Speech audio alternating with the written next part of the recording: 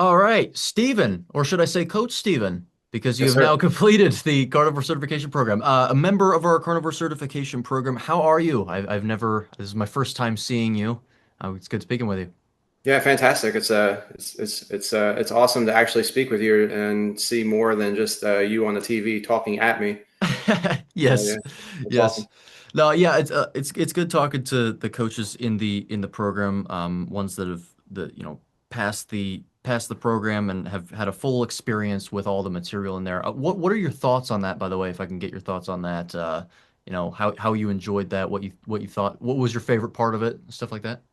Yeah, sure. I've been in the nutrition like sphere for probably 20 years or so, and I've wanted to get a nutrition certification and try and become like a coach for a while. But knowing what I know about about proper nutrition and everything, I knew that the dietitian academies weren't going to teach me anything proper about nutrition. So I would just be getting it for a piece of paper, and I didn't really want to spend any money on it, just to get a piece of paper and learn a bunch of stuff that I knew was almost total nonsense and basically marketing for the ultra processed food Mm-hmm. industry and the pharmaceutical industry. So when you started talking about Coach Pete's nutrition program, I jumped on it if it was going to be based on real nutrition. And what I really loved about it the most was the biochemistry aspects of it. Almost everything was centered around the biochemistry. What happens in your body when you consume carbs, when you consume fat and carbs? What is the pathological mechanism, as best we know, towards heart disease? How the atherosclerotic plaque forms and whatnot, which was fascinating. I didn't know anything about that. I knew it was Mm-hmm. inflammatory, but I didn't really know about um, you know, plaque forming only in the arteries and in the bifurcation where there's turbulence. That was really fascinating. The vitamin C was also very fascinating. I knew that carnivore doesn't cause scurvy because I don't have it, and I've been carnivore for almost 3 years now. So Right. that was just it's just fascinating to have a really serious and in-depth knowledge base that I can tell people. I can explain people in very scientific terms what's going on instead of just blurting out things that people are just going to try to debunk by giving me studies and data and soft science. It's amazing that people focus so much on the soft science when the hard science is so almost completely conclusive. It's like I need studies and data to tell me that saturated fat and cholesterol don't cause heart disease or aren't Yeah. associated with heart disease. It's very very baffling to me, but it's all about money. So Yeah. And it's about money, and also it's laziness, because they'll pick a model from decades ago and they'll go, "Oh, that makes sense." And then, later on they're like, "Oh, well, we don't want to get into the complex things. This is simple and it makes sense, and even if it's false, well, we're still going to run with it." You see that with things that are completely separated from any financial, incentive, which is like muscle energetics or something, and it's like the way that we believe about anaerobic, the things we believe about anaerobic versus aerobic exercise, it's like that's a very antiquated model. It's not, you need to get up to date with that. But yeah, no, I'm glad that you enjoyed the experience. I mean, it is continuing to evolve as well. We keep adding more and more to it. And yeah.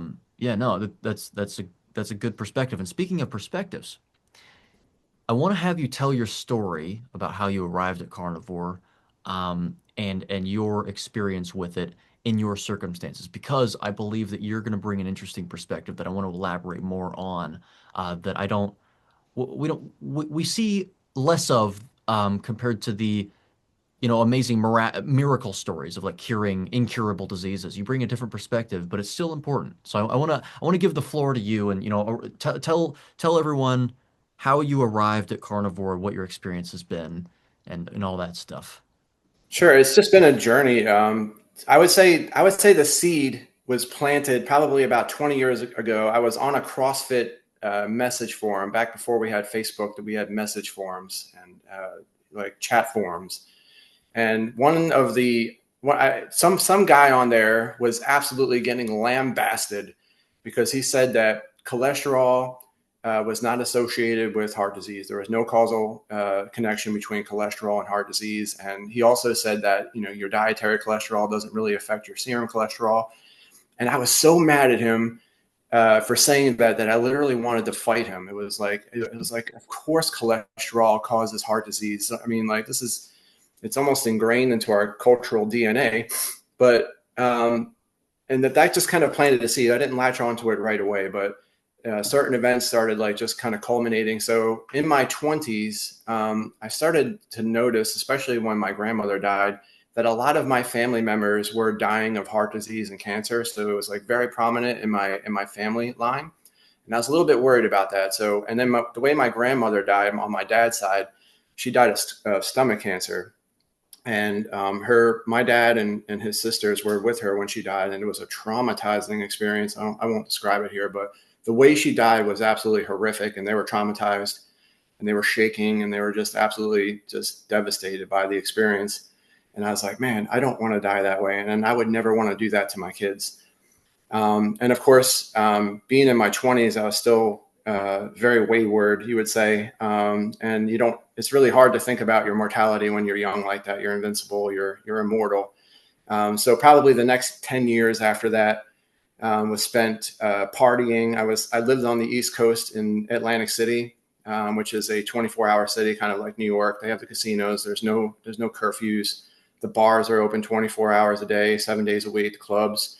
All of the restaurants, the pizzerias and the Chinese food places and everything are all 24/7. So I'm eating all this garbage at all hours of the night. I'm drinking massive amounts of alcohol, doing drugs. There was a marriage in that interval, which produced two kids that are doing great. That was the one positive out of that whole aspect of my life, except the learning experience, I would say. So in my mid to late 30s, I got married again, and I started to notice everything coming to a head. Kind of like my bad food choices were coming to a head, and I was starting to feel bad. I was starting to have like really terrible sleep apnea, and during this time, even though I wasn't really practicing everything that I was learning and implementing the knowledge, I still continued to kind of read up on things. And I was kind of like out in the word cloud of all the health information, where I was just like, what's a good healthy substitute for sugar? And then you end up chugging agave nectar, like you're just completely out in the wilderness and just, you have no clue. And you're just trying to grasp at everything and try things out. And like, you're just chugging, high fructose agave syrup basically. And you're thinking it's healthy, and you start drinking almond milk, and you start eating soy burgers and veggie burgers, because that's what they tell you to eat. And you're in the establishment health sphere, which is total abomination, obviously. But I started to just keep accumulating, and everything started pushing me towards the idea that I had to get rid of the seed oils and the refined carbohydrates, the grains and the sugar. And I started to notice that my sleep apnea really flared up when I had those types of things, like when I had refined carbs, when I had pasta, when I had bread, when I drank beer. I would stop breathing right as I fell asleep and just be woken up in a panic by the lack of oxygen, and didn't have the mental clarity to understand what was going on. So I literally thought I was dying for about 10, 15 seconds, which is really bad on your heart. So that's when I was like, all right, I know what I got to do. I just got to do it. And I want what you would call paleo. So paleo is like a meat-based whole food diet that includes some carbohydrates, potatoes, white rice, sweet potatoes. And I was that way for 5 years, more or less off and on. I dropped about 70 pounds in 8 months. I was doing Taekwondo at like 36 years old. I got my black belt in Taekwondo. I was doing P90X like a maniac, back then. And I just got new life. And about 5 years later, one of my friends, who was kind of like a biohacker type guy, he was into the CBD oils and the intermittent fasting and all that. He asked me this really, it was kind of like a pivotal question for me in my health life. He asked me, do you want to be healthy? Because you're healthy. Do you want to be healthy, or do you want to be optimal? And I said, I want to be optimal. He said, you got to go keto. So I cut out the carbohydrates, the starchy carbohydrates, and just went whole food, high fat, clean keto. with just the leafy green and cruciferous vegetables, not understanding all the plant toxins and the oxalates and all that. So I thought, I was like, this is it. And then my whole life, just elevated to a different level. So in my late 40s, I was clean keto and I was just absolutely peeled, absolutely shredded at 48. I was just probably the most shredded I've ever been in my life. I was about 20 pounds lighter back then, but I was just on point. And one of my bodybuilding friends convinced me to do a bodybuilding show. He's like, at your age, you'll just crush everybody. So in November of 22, I joined a men's physique contest and I took first place, and I got kind of hooked into the culture. And it was really awesome being on stage. And I didn't even prep for that show. I was just eating my keto diet and training. And I was just basically contest ready, like as a way of my life, because I was 185 pounds and just absolutely peeled. So I started my first contest prep right after that for a show that I had in May, I think, of 2023, or April. I don't remember, March. And I went and I bought Robert Sykes' book, the Keto Bodybuilder, the Keto Savage, Robert Sykes. I bought his book on keto bodybuilding and I followed it to a T. And as I got deep into contest prep, I was eating so few calories. I still believed in the calorie model back then. So I was eating so few calories that I was down to, like, my basal metabolic rate was like 1,900 calories a day. Everything's in air quotes with the calories, just so you understand. Yes, And yes. I was eating like 1,600 calories a day according to that model. So I cut out the plants so I can eat as much protein and fat as possible. And it was supposed to be just temporary. I'm cutting out the plants just to get the most out of my food. But everything up to that point was telling me that less plants equals more optimal. I just had the idea in my head that like my body can handle a small amount of plant toxins. It's not a big deal. And like surely my body can heal from any damage. I didn't realize how cumulative it all is and how bad it all was. But I found out I had impingements in both my shoulders that nagged me for probably 10 years, and I had golfer and tennis elbow in both my elbows. So it was very painful to lift. If I did tricep extensions, I was in construction at the time. If I did tricep extensions, my elbow would be so inflamed that I couldn't even swing a hammer. And Mm. I had that for several years. So after 2 weeks of being on carnivore, the impingements in my shoulders were completely gone. I was like, no way. And then 6 to 8 weeks later, both elbows were free of the golfer and tennis elbow. I was, like, I can do tricep extensions now, no problem. And I was like, and that's when, the information started pouring in about oxalates and what they do to the joints, and how, probably most people get older and they start to experience joint pain and just attribute it to wear and tear, when really they've just been eating too many plants and it's starting to really, do damage. But all you gotta do is cut them out and your body just heals. It's amazing. Hmm. So I've been carnivore ever since. Every time I tried to eat some artichoke after my contest prep was over with, and I got so bloated and gassy and disgusting. And then one time I saw a bag of avocados at Costco that looked just absolutely beautiful, and I was like, let me just try an avocado. And I ate one, and I felt nauseous afterwards. And I was like, yes, it's just a waste of money. I just don't, if I'm going to spend extra money, like, eating something that I don't normally eat, I'll just eat a ribeye instead of ground beef like I normally eat. Right, right. It continues to astonish me, and it probably shouldn't at this point, but it continues to astonish me at how many things people cure when they go carnivore. Like how many people actually cure. I mean, not even just diseases. Like what you just talked about isn't necessarily a disease. It wouldn't exactly be considered a disease. Yeah. Be an, an ailment, but like on the verge of it, maybe. But Yeah. it's A considered a chronic minor issue. thing. Yeah, yeah, a chronic Yeah. issue, but it's considered a minor thing. And yet all of those tiny things, they go away, and you realize how significant they actually were once they go away. And you realize it continues to astonish me. Again, it probably shouldn't, but it's amazing to see. I want And to I add. should mention I haven't had sleep apnea and since then, you know what I mean? Like since I've been keto, especially, like, I probably experienced it once in a while when I was on paleo. But Mhm. sleep apnea is completely gone now. The anxiety that I used to get at times completely gone. So yeah. Wow. So Yeah, and yeah. also, like we talk about transitioning on the carnivore diet, especially in the nutrition course. I was fortunate to actually go into it completely blind. I didn't follow any Yep. influencers.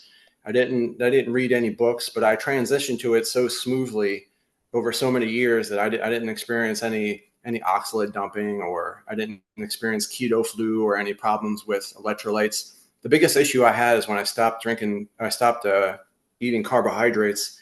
Um, I was drinking probably a gallon to a gallon and a half of water a day because I was in the South. I was in construction, and it was fine. And then when I stopped eating plants, I noticed I was waking up 5, 6 times a day to go to the toilet, and everybody's like, "Oh, it's your prostate." And I was like, no, but I'm filling the toilet when I go to the bathroom, and my stream is fine. I mean, I'm just peeing out a butt ton of water, and then I realized that the carbohydrates are soaking up water when you eat them, Yeah, yeah, and yeah. and I've had to cut my water intake down to like half a gallon a day now. Hmm. Sometimes even that's too much. Sometimes I'm like, just peeing a lot. Yeah, yeah, That was a yeah. big transition, but other than that, my transition was smooth. Yeah. Well, it's actually funny that you mentioned that because I actually had that written down. One of the things that I was going to say is it seems much easier to accept carnivore whenever you don't realize that you're actually going towards carnivore and you're gradually changing things. You Yeah, talk about how you go paleo first, and then you go keto, and then you weren't even planning to go carnivore. You just happened to do it because you cut out the plants for what was designed to be a temporary, you know, totally accidental. yeah, a temporary pattern. And so I Yeah, actually wanted to ask you, most people when they hear about carnivore, I know that in my personal experience, talking to people, especially my age, I'm 22 years old. Everyone my age, they don't care. They're exactly what you just described. You don't think of yourself as mortal whenever you're that yeah. age. You just don't do that. You don't do it until sometimes no one ever gets to that point. But we have like grown infants nowadays. But I take these a lot more seriously than they do. So whenever they talk to me, and I tell them about something like this, they're completely blown away. Like they really are. They're blown away. They're like, "What? Wait, that can't be healthy." And so I wanted to ask you, did you yourself have any of these doubts at any point during the transition? And again, as you said, the transition was extremely gradual to the point where you didn't even realize you were transitioning to anything. But at any point, did you think, okay, well, when I cut these plants out, for example, even if it's temporary, like, oh, I wonder if I'm gonna do poorly or if I'm gonna do myself a disservice that way. Did you have any doubts like that? Well, when I was keto, I started that when I was. It was during the time I was keto that I started hearing about the carnivore diet, and this is so funny. I really thought it was an internet gag, like kids swallowing Tide Pods, or setting themselves on fire in the shower or something. I mean, of course you need Yeah. fiber, of course you need plants, the phytonutrients and all of the fiber and just the endless litany of things that they say the plants are good for that are actually the complete polar opposite. Like Yep. so it was a very difficult. It wasn't difficult.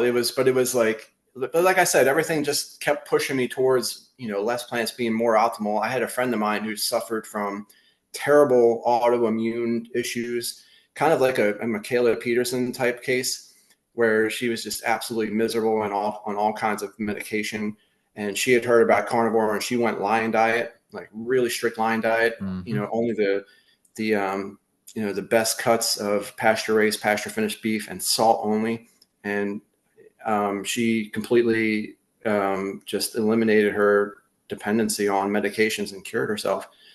And that's kind of when I didn't start carnivore then, but that just kind of gave me the idea that this is actually something that's actually serious and it's a real thing. And and I had already, like I heard that guy that told me that cholesterol wasn't involved in heart disease and made me angry and everything. By the time I had gotten to that point, I had already known that that was nothing but marketing disguised as science the entire time from day one. It was never even a little bit true. And so knowing that, like when you understand that cultural, almost like dogma that we live our lives around, that you can't eat meat, you can't eat cholesterol, or you're going to kill yourself. If that was completely false, then maybe the whole fiber thing is also false. Maybe the whole plant thing is also false. Hmm. And of course, the more you learn about it, the more you learn about all of the defense chemicals, and all of the things that they say that are good for you that are actually only good for the plant and not good for you. Those Hmm. types of things like the antioxidants. As long as you open your mind up to the, if the cholesterol issue can open your mind up to what else you've been lied about, then you can, open-mindedly kind of examine all of the other things that they tell us about health and nutrition. Right. Yeah. No, that's definitely a good point. I mean, you and I are both in the same boat there. Because oddly enough, I mean, I wrote about it in my book as well, at the end, like my story, and Mm, how you and I are similar in the fact that yeah, I had and still do have, and eventually it will be cured. I keep making improvements, drastic improvements. But I have a chronic condition, and it mm, was debilitating, and still today it is debilitating in certain ways still. Um, but you and I are similar in the fact that whenever I got to carnivore, it wasn't because I was debilitated. It didn't cure me. It's not any of that. It was sort of I did a gradual transition trying to optimize my health. That was what this all came down to. And so I have some other questions for you. But one question that I want to ask beforehand that seems almost like it's not irrelevant, but sort of a an insignificant question, but I do want to ask it anyway. I'm curious, what is you've healed quite a few of your chronic conditions that you've had, even if they weren't considered super serious by the mainstream establishment.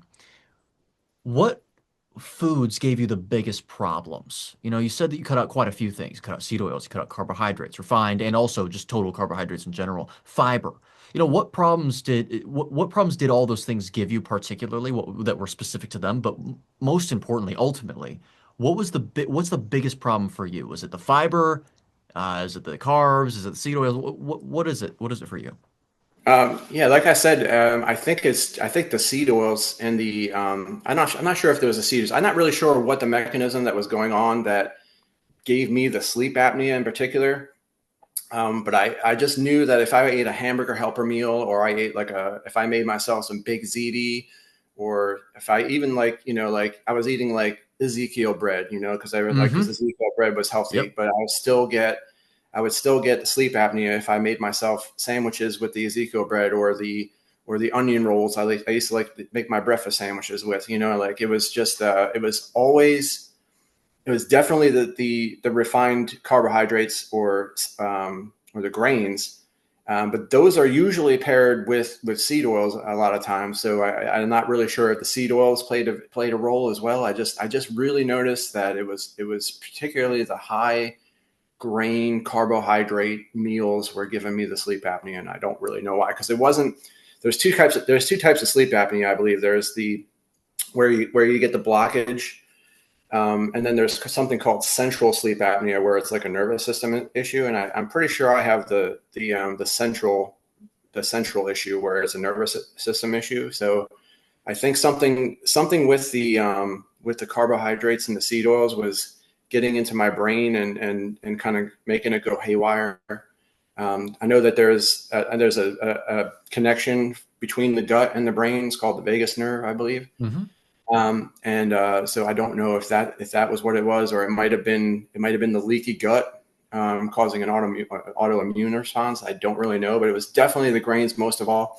And I don't Yep. really know, as far as like vegetables, like leafy green vegetables, I don't really know which ones that were causing my joint pain and whatnot. But because I ate it all, I ate broccoli, I ate a lot of broccoli, Brussels sprouts, asparagus, a lot of kale, mustard greens. I had my own garden. It's hilarious. I bought this property in the middle of the woods, and I built this 3,200 square foot raised garden bed, like Garden of Eden. It was like this beautiful garden made out of tree trunks. I cut down the trees in my property and dragged them into the garden by my own hand, and I tilled the ground with a broad fork. It was all manual, and I filled it up with soil. It was, and I filled in all the walkways and the perimeter with wood chips and everything. It was gorgeous, and I was like, yeah, this is the most beautiful garden in the world right now. And I was like, and then like probably not even a year later, I was like, I don't think I want to eat plants anymore. Um, but I was growing a lot of kale, a lot of mustard greens, every kind of green you can imagine. I didn't grow a lot of spinach, because for some reason every time I grew spinach, it was a failure. Which, but I didn't eat a lot of spinach. but a lot of kale because the kale always did well. So I imagine I had asparagus. So it was just a cornucopia of plant toxins. Um, and I don't know, I can't say if any one in particular was worse than the other. I just ate them all. So Yeah, yeah, fair enough. I mean, the fact that it's the most common one that I hear, and you fit the pattern, and I do too, is the grains. The grains yeah. always give the biggest problems. I mean, the acid reflux is a big one for me. Muscle twitching, I Mhm. get a lot. Just overall digestive discomfort. Yeah. Now that you mention it, twitching a lot, I used to punch myself in the face when I was sleeping. I would sleep on my side, and all of a sudden my hand would just come across and go boom, and just whack me in the face. I Oh don't know. wow, Really yeah, weird. yeah, yeah. Doesn't happen anymore. Huh. The Yeah. things that you don't even think are related to diet in the first place that just Yeah, go that's the away. first time I've actually thought about that. But when you mentioned muscle twitching, I was like, my God, I used to punch myself in the face. I used to punch my wife too. Oh So no. yeah, Yeah, and no, that's not good. That's not yeah, good. Yeah. yeah, it was just. You know what? You know what? Speaking of that, does your fa how does your family feel about this diet of yours? Have they made comments about it? I mean, I don't know how vocal you are about you adopting the diet for certain immediate family members and also non-immediate family members, but I don't know. A lot of times people have there's a stigma surrounding the diet and all that. So I want to know how they do they approve or do they disapprove? They have questions and concerns. I think that they think I'm a little bit fruity. I can tell just by they just kind of look at me like okay. Like my dad has delved into keto before, but my dad has the same problem I think most people have. Especially a lot of these people who are like leaving carnivore, they look at carnivore like it's some kind of a hack or like a method that you can use it until you don't need it anymore, rather than it being your species appropriate diet. You know what I mean? Like, so my dad uses keto if he wants to lose weight, and then he falls off and gains the weight again. He's like, yeah, I need to get back on my diet, and Yeah. he's a boomer, so almost, I think he has a lot of cognitive dissonance when it comes to the medical industrial complex. Like, he knows that doctors and pharmaceuticals are mostly just a racket, but he still trusts his doctor more than he would trust me per se, no matter, despite, even now, despite having the nutrition certification and everything that I know. And I think when I try to talk to him about things that he can do to improve his life, and I don't think he listens. I don't blame him. I'm not saying this in a bad way or anything. Hmm. Um, I think they just have it. I think that they just have it in their head that my way is just one extreme way of doing things, that you could accomplish the same thing doing any number of other things. Maybe, like, it's just a. I think that's where people get like the sugar diet from. Like, oh, if I can get healthy eating nothing but meat, I can get healthy eating nothing but sugar. Like, because it's just a hack. It's just, it's Yep. and I think that's where people go wrong. They don't come at it. They don't come at it with the foundation that this is what you're supposed to be eating, and Right. it's not. Exactly. And if it's not working, you have to maybe give it some time to troubleshoot it a little bit, find out what's not working, if anything's not working at all. Because, like a lot of these people are just reading their blood panels for some stupid reason and be like, oh my God, something's wrong. My A1C's up. Why are you even getting a blood panel for? Yeah. So, if nothing else is actually wrong with you, you've been carnivore for 10 years and you feel great and you're getting a blood panel. So I think that's the fundamental issue that's the fundamental issue my family has with me. And probably a lot of people, is that it's like some kind of dietary, like intervention, that it's like a hack, it's like almost like a surgical thing where it's like a temporary fix or something, or I don't know how to describe it. They don't realize that the reason why we're carnivore is not because we're trying to lose weight or whatever. We're carnivore, you and I, especially, because we understand it, are carnivore because it's what we're probably supposed to be eating. Hmm. Yeah. So Yep. I think they kind of, like my brother has listened to what I say, to some extent. He's not full carnivore, but he's gotten more savvy about like seed oils and things like that. I think he eats like he's probably, where I was like maybe 10 years ago. Yeah. Yep. Yeah. Yeah. Yeah. Yeah, I that was actually a really good point that you just put there. I know that Coach Stephen Thomas said this as well, but I think you said it even better actually, which is that a lot of people when they're quitting carnivore, because we've been seeing that, you Hmm. know, they a lot of one of the most cited reasons is weight loss stalling or weight gain even sometimes. And they I think Coach Stephen said and then you just said, or yeah. So you're Stephen too, Coach Stephen, and then another Coach Stephen. I know, right? Um, he said that most of those people that are leaving like that quickly, they probably came to the diet for weight loss, as if it were a hack. Like they don't think of the diet as something that they should, like it's proper for their physiology. Yeah. If you think that way, people immediately think that that's a dogmatic claim, but it's like, okay, no, not everything is dogmatic just because there is limited acceptance of variability around that truth. Like that's not how that works, okay? There's limited variability or limited acceptance around the variability of the claim that this table in front of me exists. That doesn't mean that I'm being dogmatic, at Yeah. least in an irresponsible way, because I mean some dogma is actually based on truth. Like dogma, it depends on the definition you're using. Mm. But yeah, that's a good point, and I'm glad that you brought that up because one of the questions I was going to ask you was, do you actually believe that this is the species appropriate diet for human beings? I mean, are you convinced of that, or are you thinking that this is a useful tool? And I think you've made that very clear. You know, you think that this is the way that we are supposed to eat. When was the first time that you actually made that conclusion? You know, instead of just thinking that this was just, you know, healthy versus not healthy, you know, you started thinking in a different framework, which is what are we designed to eat versus what are we not designed to eat? That's a good question. I don't really know. Like I know when I was keto and I was a bodybuilder, I'm a firefighter. So, and I'm a firefighter in a small town. So we don't get a lot of calls and there's a lot of time spent just kind of just, hurry up and waiting. Hmm. So I spent a lot of time, especially when I first started in the fire department. Like I would watch YouTube videos, especially from like low carb down under.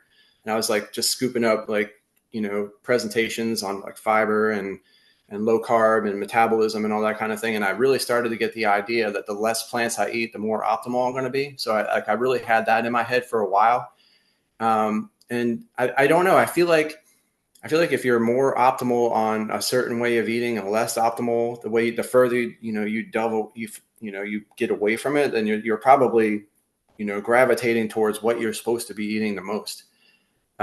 So, and then of course, you start learning more about like physiology and biology and anthropology and all the hard science that shows that, like the Israeli study you cite in your book, we've been hyper carnivore for 2 million years before Right. agriculture, and then all of the chronic health issues that have slowly accumulated in the human race since the conception of agriculture, all of the cancer, all of the heart disease, the diabetes. I love all the pictures of the Egyptian statues that you show that are people with big giant bellies. Yeah. They're Yeah. just eating massive amounts of grain. It's just obviously not food for humans. All of the chronic issues that are associated with it, especially the grains. It's you kind of just get an idea like these things are harmful to us. These things are the most beneficial to us. So this is probably what we're adapted to eat. And then you learn about the biochemistry and the physiology, and you really understand why it really brings it home. Especially with the metabolic cycles that are involved when you eat certain foods, when you eat Hmm. carbs, when you eat carbs and fat, when you eat fat, mostly just fat and protein. It becomes pretty obvious. It kind of paints a picture, an overall picture. Yep. Yeah. I think that the strongest inferences are those ones. I mean, there's an emphasis on human nutrition science, you know, and all that, which I mean, it goes even deeper than just human nutrition science. It goes into statistics in general, you know, because of how little you have to be very careful with how you report statistics, how you conduct it, where you apply it, and the way that it's applied in human nutrition science is so aberrant to Yeah, what it's actually designed to flagrantly be. irresponsible. Yes, Yeah. exactly. It is extreme. Yeah, it's very irresponsible. And so you have to branch out. You have to look at comparative anatomy. You have to look at chemical and observational paleoanthropology, elements of biochemistry, and then you can sort of infer just from those things alone Mhm. what we ought to be eating. You combine that with the prevailing scientific theory, the strongest one of the Darwinian principles of evolution, and you go, okay, well, oh, also the phenomenon of oxalate dumping in the first place. You look at Mm. that and you go, oh, are humans really designed to eat plants? When you stop eating them, you develop symptoms like that. So, I mean, the fact that, I mean, every single plant has oxalates to some extent. I mean, it's one of the most common ubiquitous plant toxins. And so then you look at that and you're like, oh boy, okay. And also you look at, okay, well, what is the frequency to which you would encounter simple carbohydrates in nature? Like right now, you don't even just have to look retrospectively. Right now, bundle you up and kick you into the woods right now. How frequently would you encounter simple carbohydrates? It's like you never would. And then you got to think, well, then how do other animals survive? It's like, well, the carnivores, they eat animals. They eat Mm. other animals. Yeah. Uh the omnivores, they eat other animals and they also eat plants, but those plants don't have simple carbs. They're just fermenting fiber. So they're still Mhm. running on fat. How do the herbivores live? They eat mainly plants like grass and other vegetation. And they only eat a select amount because if they eat another plant, they'll die. Yeah. And they don't eat simple carbohydrates because they're still running on fat from fiber fermentation. So it's like, oh, so what makes us think? What makes us think that we're designed to have simple carbohydrates? I mean, look, 13,000 years of eating simple carbohydrates. First of all, 13,000 years is quite ambiguous as to whether that's enough time in the grand scheme of things on an evolutionary scale. But even if it were, we weren't eating the same amount of simple carbohydrates back then over the course of the last 13,000 years as we are today. If you were to graph Yeah. the last 13,000 years on an x-axis and the amount of carbohydrate consumption on the y-axis, the line doesn't look like this, just straight all the way through. It looks like this. Yep. Like we're eating so many nowadays, and we're told that this is what we should be doing. This is what we should be doing. We should be eating hundreds of grams a day. I mean, the guideline, I'm pretty sure the current RDAs, if you convert, because usually they're listed in percentages, like percentage daily value. I believe if you convert it to an absolute figure, you're talking about 270 grams of carbohydrates a day. And I don't believe that that even includes fiber. Yeah. And this is astonishing. And then but keep your fat super low. Keep your fat really low, especially that saturated fat, that nasty saturated fat. No more than a tablespoon of butter a day. It's like, man, what have we gotten ourselves into? Anyway, it's refreshing to talk to people that are on the same page. As much as I talk to carnivores every day, it's like, Yeah. um, I've really resonated with the whole the whole direction or the center that you and Barkay are coming from, where it's like it's really hard science based and not just like, oh, like a lot of people cite studies and studies, and I will never ever cite a study, whether it's I don't care if it's I don't care if it's totally advocating for my right. I Yes. will never ever cite it, good or bad. This study says this, and every time I see a study that says people who eat a lot of meat have low cancer rates or something like that, I'm like, yeah, cool story. I mean, it's interesting, but I'm never going to throw it in people's face and say that this proves it, or this is this kind of pile it on the pile of studies that you know that prove my way of eating is what's proper, because there's another pile over here that says the exact opposite, and I think that's purposeful. I think they say one thing one day and say another thing the other day, so everybody just kind of throws their hands at it and doesn't pay attention to it. Kind of Yep. like a kind of like a psyop type thing where they just get everybody confused purposely, and they just kind of like Mm-hmm. zone out. It's like a deer in the headlights kind of. Yep. Yeah, I mean, So well, what you just said is considered completely anti-scientific and science denial. And that's a big epidemic right now of people thinking that that's a denial of science when in reality it's an insistence upon the scientific method, like what you can and cannot inform upon. People yeah, completely forget the epistemic standards that reality is based on. They don't even know the difference between a fact and an opinion whenever yeah, they're conveying these studies. They have no idea. And then you ask them and you inquire about it and they realize within like two questions they fold. Like yeah, they realize they're like, "Oh, okay, well, they'll never admit it. The pride will get in their way. They won't admit it to you directly. But it's just one of those things where, as you said, when you actually learn about the logic behind like even just associations themselves, like everyone knows, or at least they should know, that logically, association doesn't necessarily equal causation. Like Mhm. we all know that, or at least should. But then when you also realize that a lack of an association doesn't necessarily mean a lack of a causal relationship too, you're like, well, what are we even looking at here? Like, what are we doing? What are we doing? Why don't we look at the hard scientific inferences here? Don't give me this study that shows this association of this strength, which is extremely low, in a population of people that is not congruent with other people in the entire that can't inform upon the entire population of human beings over the course of a short time, no control. It doesn't mean anything. And not only that, as we just covered, don't even really think about the what we should eat and what we shouldn't eat, or like, what we should eat and what we shouldn't eat based on what's proven to be healthy and what's proven not to be healthy. Especially those go hand in hand because you can't even prove those things.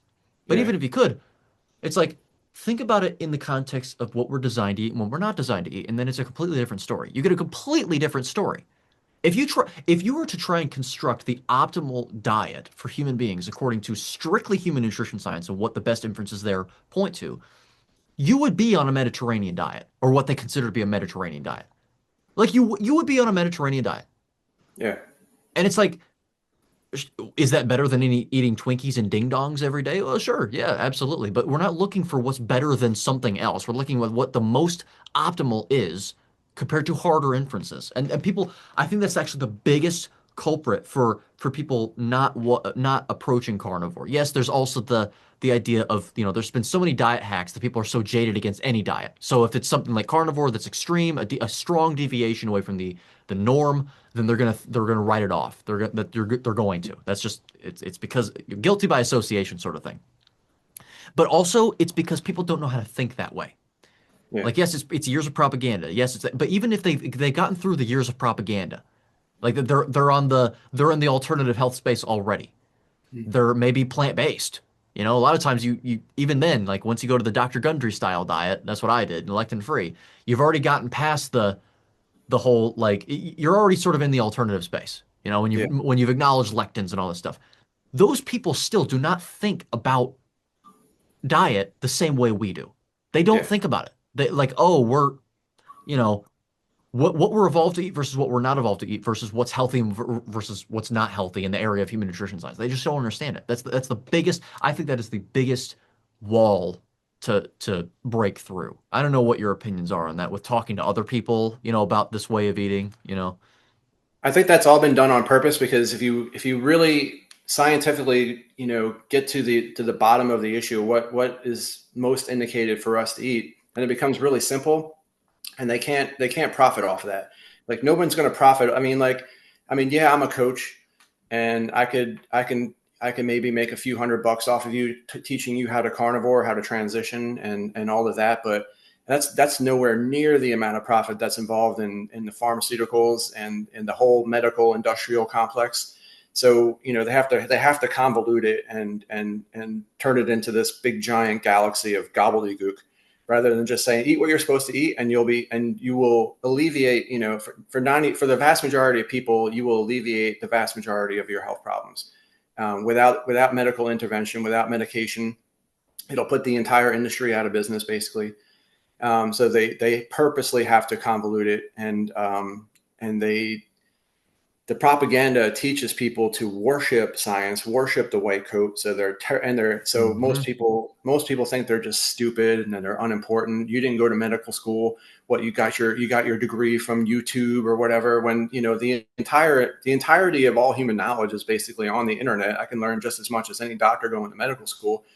But nobody really takes into account that the doctors going to medical school don't really learn anything either, except how to, maybe they can, suture a wound or set a break, but everything else is basically just marketing and selling drugs.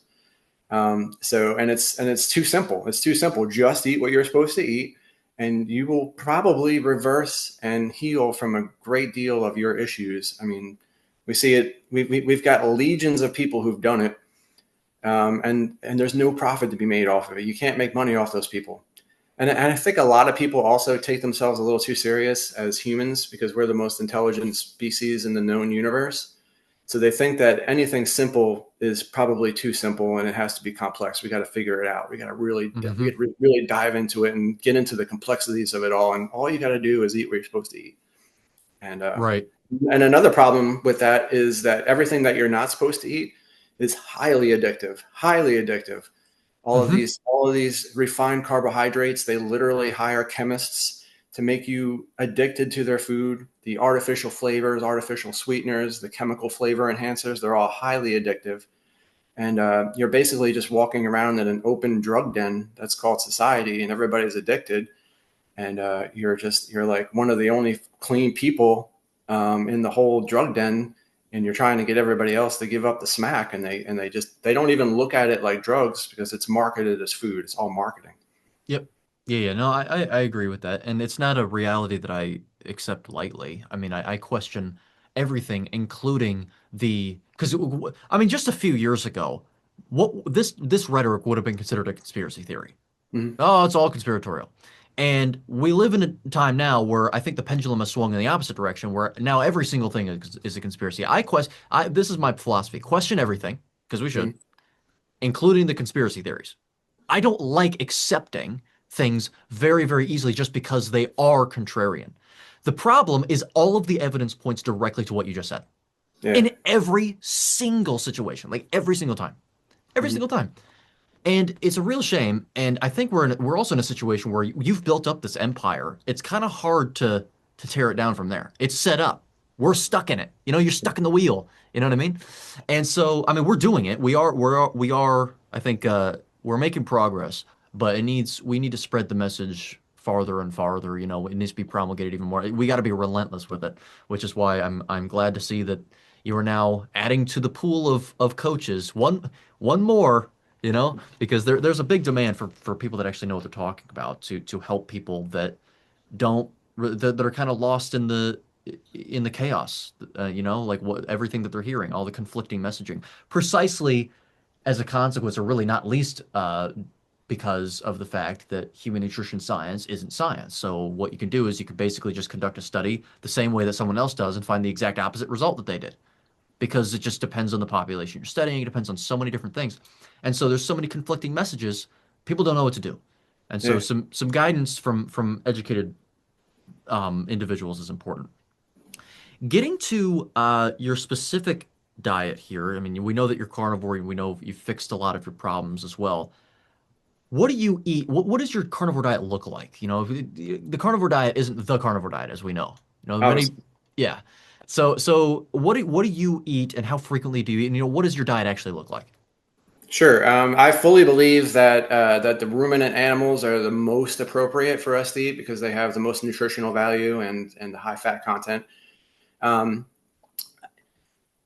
I don't, like I said, I put it in air quotes, but like I would say I try to keep my macro distribution in the typical keto range, which is like 70 to 80% fat and 25-30% whatever protein, zero carbs.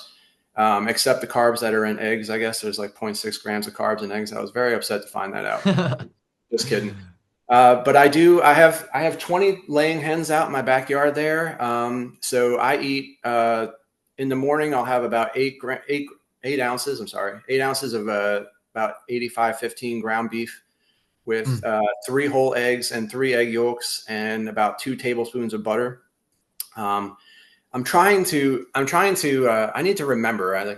My brain is so scattered with all the things that I do, especially with my schedule with the fire department. It's very weird. I work 48 hours on, and then I'm off for 4 days. So there's no pattern to my life. It's just it might sound not chaotic, but as far as I forget things. Hmm. I really want to get to one meal a day.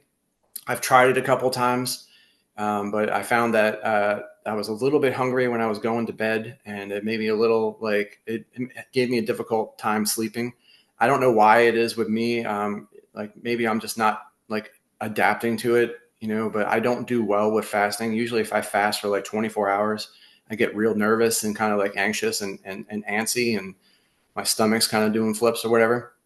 But people are like, you just need to transition to it. Like there's one guy, this Norwegian guy in our carnivore group. He went 14 days without eating, and I was like, man, I go like 17 or 18 hours without eating, and I'm usually ready. So I eat twice a day. I eat that for breakfast, and then for dinner, I'll take about a pound of ground beef. I'll salt it, and I have like a little burger smasher. I'll make it into burger patties, and I'll smoke it. And I just eat them like cookies. I used to add butter to that, but just the flavor of just the smoked burgers is perfect enough for me. And um, I've been 200 pounds now for several years, and it doesn't seem like I eat a lot. If you added that into like a macro counter, it's not a lot of food per se. It's about 2,000 calories. Yeah, Um, yeah, yeah. Always in finger quotes. Don't get, don't. I know you can't consume a calorie. I understand that fully. But it's the easiest way to explain it to the normies. I mean, how Yeah, much? yeah. But it's about 2,000 calories worth of food in the normie sense. It's not a lot of food. But I've maintained my weight. I'm a firefighter, which has very, very intense and rigorous training. And then I train in the gym 6 days a week. I do a push pull leg split, so I don't. I have like I'm listening. I'm in the fitness group for Coach Pete. Hmm. I listened to the first module, but I didn't like doing it on Facebook, so I'm going to wait until he puts it online before I actually finish it. But I know that you advocate for full body workouts like three times a week, but I do a push pull leg split because when you do your push muscles, you get 2 days off before you do them again, and then on the second day you're doing your pull muscles, which is your biceps and your back, and then the third day you're doing legs. So it's kind of allows you to train multiple times a week without each body part multiple times a week without really overwhelming Hmm. them. I feel like I don't have a problem with recovering, and I just like going to the gym. I'm a lifelong meathead. I'm an Arnold Schwarzenegger type bodybuilder guy. I grew up in the '80s, so he's kind of like my hero. So I kind of train like them because I enjoy it. And eventually, I might just be like everything else I've ever done, everything else I've ever gave up because it wasn't optimal for me. I might switch to the 3 times a week doing full body workouts. I might stop being stubborn about that, but so anyway, the point being that I have a very rigorous lifestyle. I don't eat what most people consider a lot of food. I'm pretty sure Bella, the steak and butter gal, eats at least twice as much as I do. And she's Yeah, like, I mean, she's tall, but she's super lean. She's like a goddess, and she eats twice as much as I do, and is not nearly as active as I am. So it's kind of an odd thing. So I eat 2 meals a day and about a pound and a half of beef with 3 whole eggs and 3 egg whites and a little bit of butter. That's basically my daily. I eat it every day. I mean, I'm fine with it. yeah. Interesting. Yeah. So you don't personally have any organs then? No, no. Okay. And you also don't eat your meat raw. No, I mean my burgers are usually medium rare. They're warm in the center, but they're but cooked. I don't. I could probably eat a fillet raw, or maybe like a deer backstrap, one of those real super tender where you can just rip it open with your teeth. Hmm. Last time I had backstrap, I just cooked it like blue rare, and I was like, I could totally eat this raw. But I Yeah, don't, especially ground beef. I just don't like the texture of it. I've had beef right. tartare before. I used to work in a fine dining restaurant. It's not terrible. But I prefer it cooked a little bit. It's more like a taste thing. Yeah. So is it safe to assume then that you don't have any problems with your gym performance and any performance in your life eating carnivore and haven't this whole time? Yeah. I know. I will admit, like at first when I went keto, there was a measurable dip in my strength and my ability to push weights and everything. But I was in my 40s at the time, so I didn't really care about that anymore. I wasn't ego lifting, and I felt amazing in every other aspect of my life. So I was like, all right, I won't be as strong anymore. I look great. I feel great. I'm jumping around like a 20-year-old. I'm fine. But then, like, it just came out of nowhere. It just came back with a vengeance, and I was hitting. I was like 195, 200 pounds, benching what I used to bench at like 235, 240, 250. I was benching 225 for 20 reps, and just like I was like, man, I just feel like just PR city every single workout. And I was like, I didn't pushing weights that I didn't think I was ever going to push anymore. So it does come back. That's part of the transition that we have to we have to teach people about, because that's, a lot of people go carnivore, you know, by themselves without guidance, and they're like, it didn't work for me. I got weak, and I couldn't go to the gym anymore, and everything else that goes along with it, and they're like, it didn't work, it didn't, and then they have the attitude, it didn't work for me, so it doesn't work, which drives me Right. nuts. Yeah, yeah, Uh, yeah. but yeah, there was a dip, there was a noticeable dip in performance, and it came back absolutely. Like I'm pound for pound as strong as I've ever been. Did you have did you have an increase in performance when you went from keto to carnivore? Or was it more drastic whenever you just went from paleo to keto? Only in that the pain in my joints went away, which allowed me to get back to like lifting heavier, where I had to, like, back then I was doing what's called, they call them EMOM workouts. It's every minute on the minute. So you set a timer and you do a set, and then in the time it takes you to do the set and get to the next minute, you have 1 minute to do the set and rest. So every minute you do a set. So, and it's very, very intense, and I felt like it did really well for me. But you can't use as heavy of weights that as you would normally do. So that worked out for me because I was in pain. I really couldn't lift heavy weights anyway. I mean, I could, but it was just very, very uncomfortable, and it was a lot more uncomfortable to lift this way. And I still got great results from it. So, but when I stopped eating the plants, it was just when there was just no pain, and I was just it was incredible to be able to throw around the amount of, like, the increase in weight I was capable of doing just because my joints weren't sore and inflamed anymore. It was incredible. It was awesome. Yeah. Yeah. Yeah. Interesting. For sure. Yeah. Well, I mean, I wanted to ask you about that because, in recent times, we're being told that carnivore is really bad for your performance is going to suffer if you don't have carbohydrates. And in fact, it's not just that we've been told that recently. It's arisen again recently because this has been said for a long time. You need carbs for high intensity training, and I'm sure that you're telling us right now that we don't. That's not particularly correct. And in fact, I mean, you talk about biochemistry. We know exactly how glucose is used and how it's required in muscle fibers.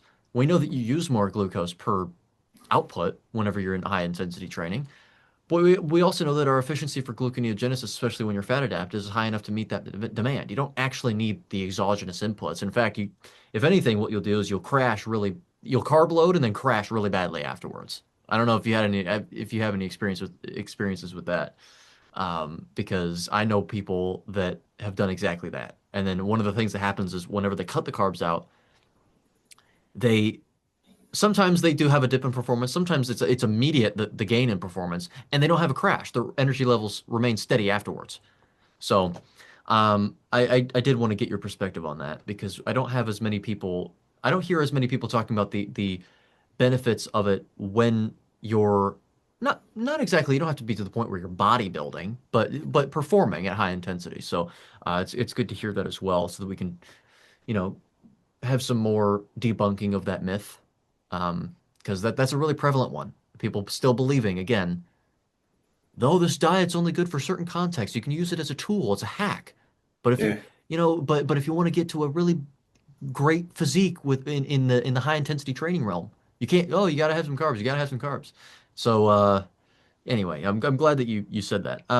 What carnivore foods for you have you seen flare you? Because there are certain foods, even on carnivore, that people can have problems with. I wonder if you've ever experienced that, or not. I mean, if not, then that's great. I want to ask that as well because there are certain people like eggs give them a problem, dairy can give them a problem, addictive tendencies come back with dairy. Dairy is a huge problem for me. If I eat any dairy at all, like I'm pretty low in body fat, and I like it that way. I work very hard, and I want to see it. You know what I mean? I'm a little bit vain in that, and I'm a former competitive bodybuilder, and I've been a gym bro my whole life. You know what I mean? So I'm kind of vain. It's just kind Hmm. of who I am. Like, it's not terribly vain, but I want to see my abs when Yeah. Yep. it's almost like a status symbol. Apparently, there's more people. There's more millionaires in this country than people with six packs. So, but Huh. when I eat dairy, any kind of dairy at all, even if it's like a hard raw cheese, like a raw cheddar cheese, I immediately see, like, I don't know if it's inflammation or if it's just water, but my skin gets really thick and puffy and kind of unhealthy looking. and my stomach kind of, you know, kind of like blows out a little bit, kind of gets saggy a little bit. It's so I cut that out. That's my cheat meal really. If like maybe once every like 8 to 10 weeks, I'll buy a block of raw cheddar cheese and I'll just add that to my breakfast until it's gone, and then I'll go without it for a while. It's just kind of like a cheat thing for me. Dairy for sure. I don't know if pork makes me like look off at all, but I always feel off when I eat pork. Hmm. It's not a clean animal. Like it doesn't expel toxins the way other animals are capable of.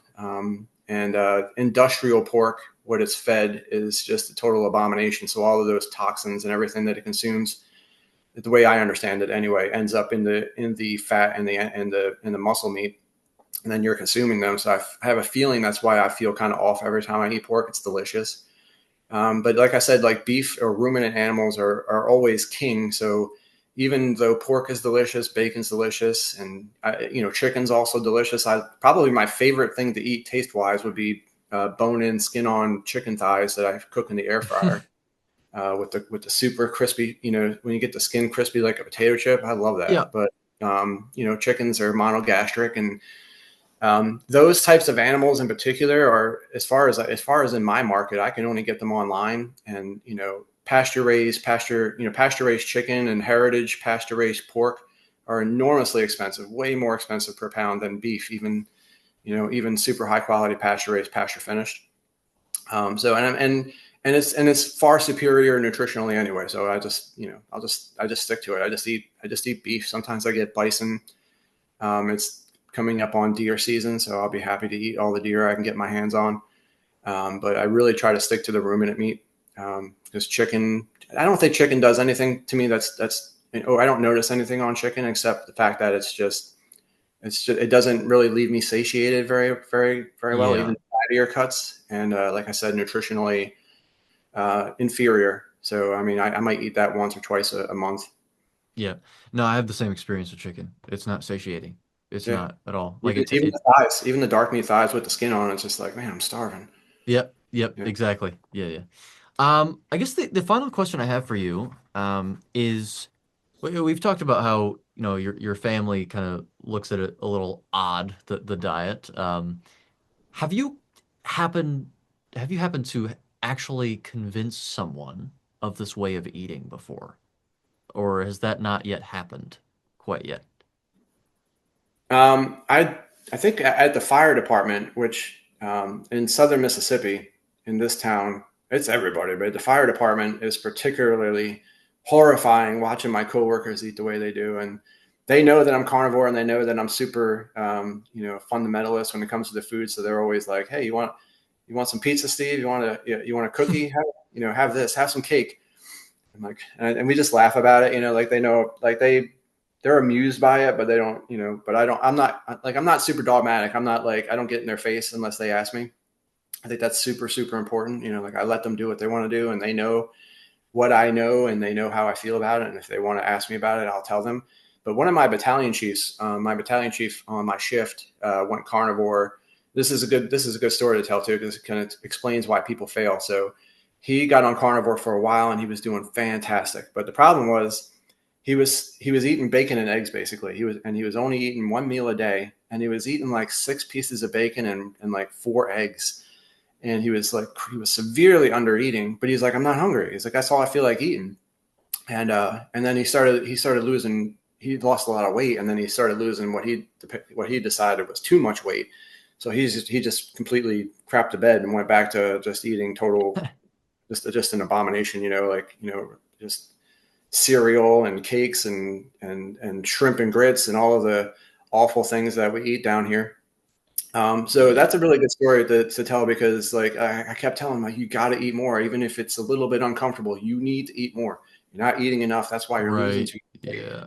I mean, I can't even imagine being satiated in one meal with that much food, and much less going the entire day and not feeling hungry at all. But I think that's a common thing that people fail on, especially women. Like they just don't feel like Hmm. eating. because the satiating hormones kick in. They're just not, they don't want to eat. And I get that as a bodybuilder too, because I tried the bulk on carnivore, and it is miserable. It is Yeah, yeah. miserable to try to eat more than your body wants you to eat, because your hormones are quite adamant that you've had enough to eat. You've had enough to eat. Like, like if I'm not, like, I'm trying to eat every 3 hours because I'm trying to bulk. Obviously, I would never do that now, but this is back then. I'm eating like every 3 hours, and even 3 hours later, I am still completely satiated from the last meal. You could put a cowboy ribeye in front of me, slathered in butter, and it almost activates your gag reflexes. Like, it's like, ugh, this is terrible. Right. I can't eat it. Yep. And then you're forcing it down, and you're just like, it's like you're trying to force it. You're forcing a ribeye or just something. I mean, all the food I eat is delicious. I know how to cook, so just I'm eating all this high quality food, and I just don't want to eat it. It's miserable. So I get it, but I think that's where a lot of people fail. And but hopefully, I can get him back on the program and explain to him that he's just got to eat more.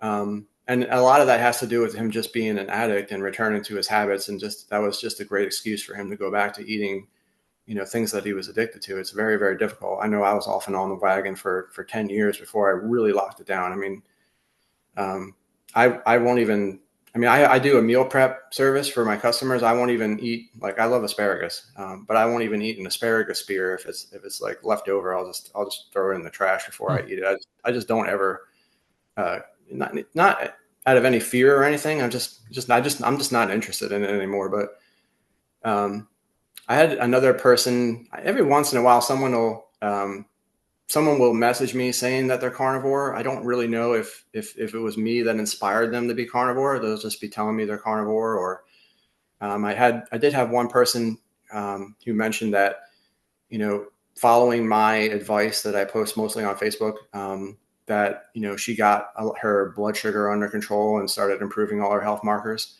I don't really know what's happened to her because I haven't talked to her in a while. That's a great reminder. I should touch base with her and see how she's doing. But a few people here and there. Um, a lot of Yeah. people just get the gist, at least, that they shouldn't be consuming the seed oils and the grains. That's like I always tell people, I try not to be too fundamentalist about it, especially on my Facebook, because that's where most of the people that I know are. My IG is mostly people that I only know on the internet. But I try and tell them, it's like, you don't have to go carnivore, and I would prefer they go carnivore, but I'm trying not to, like, I know they don't want to go carnivore, but I was like, at the very, very least, you got to get rid of the big three evil ones: the seed oils, the refined carbs, and the sugar. You got to get that out. That's like your baseline. Hmm. You're going to be chronically ill outside of that sphere. And it won't be, it's not the greatest thing in the world to consume potatoes. We all know that, or white rice. But it's also, it's, a little bit closer to where you want to be than consuming Pop Tarts and Doritos and, Right. Yeah. and McDonald's French fries and all of the other abominations that people eat every day. So, Yeah. Yeah. It's always best to get as puritanical as possible. However, we all it's like what I typically say is if you're not gonna go carnivore, at least go keto or something. And not plant-based keto. We're talking like, it has some meat in there. Yeah. We're not talking about a vegan keto diet. But it's at least do that. At least do that. And even a plant-based keto diet would be, God, with how bad our diets are nowadays, probably would be better. I mean, it's like you're getting a lot of things more optimal and then a lot of things less optimal at the same time. So who's to say? I mean, it's going to be yeah. highly bio-individual, but um, It's a tough one, because you're going from the standard American diet, which is probably the worst diet you can, and then I think that's where a lot of vegans go wrong, especially the ones who aren't like mentally ill about it. They think mhm. that veganism is better than the standard American diet, which it absolutely is.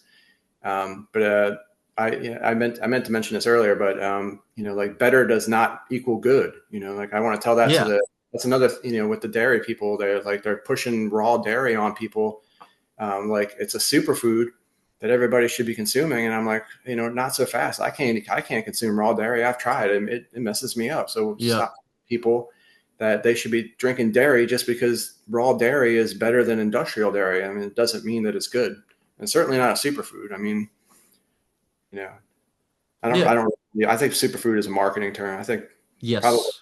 probably the vast majority of our nutritional beliefs are centered around marketing in some way, and we don't even realize it. It's just like, Mm-hmm.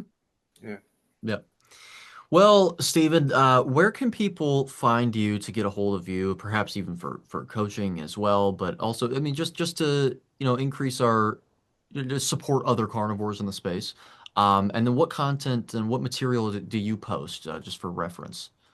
Sure. I need to get up to speed on my YouTube channel. It's carnivore underscore Invictus. And then my IG is coach underscore carnivore underscore Invictus. And I have three sock accounts on Facebook because I kept getting banned during the pandemic for saying naughty things about the whole thing. Mm-hmm. But the best thing, but it just search for Stephen with a PH Curtin, Curtin, and then just check my posts. The ones that are the most recent, that's the account that I'm using. Um, and because I have two other accounts, but you'll notice it's been like 2 or 3 years since I've used it. My content uh, is mostly I post a lot of like I post a lot of like memes and graphics about health and whatnot, and I post a lot of like spiritual quotes. I try to emphasize getting your proper nutrition is super important, but I also feel like it's very very important to be grounded spiritually. So I post a lot of just kind of like quotes about like presence and mindfulness and connecting with source with that kind of thing. Depending, no matter what religion you might connect to, it's kind of like a non-religious way of saying connect to God. God just being a word you could use for Mm-hmm. spirit or the universe or source, the great spirit, what the Native Americans called it. So I post a lot of that. Every once in a while, I get a little political. I'm not a fan of government, and I'm not a fan of authority. So I try and tone that back because people have a lot of opinions on that, and I'm uh, trying not to spoil their opinion of me if I have the ability to help them with their lifestyle. So I'm definitely Right. going to be pulling away from that. And I really just need. I'm not a boomer. I'm Gen X, but I really really need to learn how to make content and use video editors and all that kind of stuff. And then I'll get back on my YouTube and hopefully build something on YouTube Mm-hmm. with some content. And I'm definitely I'm very excited about this nutrition course that I've been with you and Coach Pete. They continue to expand. I have many books that I tend to keep reading, to keep learning. My primary interest right now is going to be female hormones with their cycle and the menopause issue with hormones and how it relates to diet. Mm-hmm. Um, because I think there's a lot of intricacy there that goes beyond just eating meat and everything. And I think you need to be able to really understand that well, so you can really troubleshoot what's going on with them if you're going to coach them. I'm a member of Bart K's Patreon. Looking forward to all of his content. I'm the top tier, I think, the $10 a month one. He's also doing a video on blood panels. I'm looking forward to that. I'm looking forward to Coach Stevens' video on the blood panels. I think that's enormously important because I don't think anybody knows what they're talking about. Mm-hmm. In that whole context, so many people talking about blood panel and blood markers and all of these things, and none of them really know what they're talking about, and they're making very rash and foolish decisions based on that. So that's super important. I'll be happy to know. I'll be happy to have the educational grounding to be able to contribute to that conversation. So Yeah, yeah. Yeah, no, that's good. That's good. That seems that you're the incipient stages and there's a lot to go, but it should be successful. So, yeah, no, Stephen, it was good talking to you. I think we got a different perspective when the bodybuilding aspect. Again, I know you don't want to necessarily call it bodybuilding if it wasn't bodybuilding, but you're very high intensity. I suppose you could say athlete, so to speak. yeah, might as well Um, do. yeah, might as well, exactly.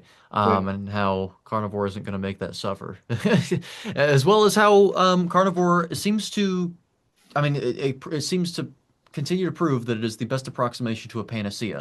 Um, so yeah, no, look, we'll keep in touch. I know that I'm connected with you on Instagram and Mhm. I on YouTube as well. So we'll keep in touch and perhaps we can come on again soon if you have any if you have any questions about anything.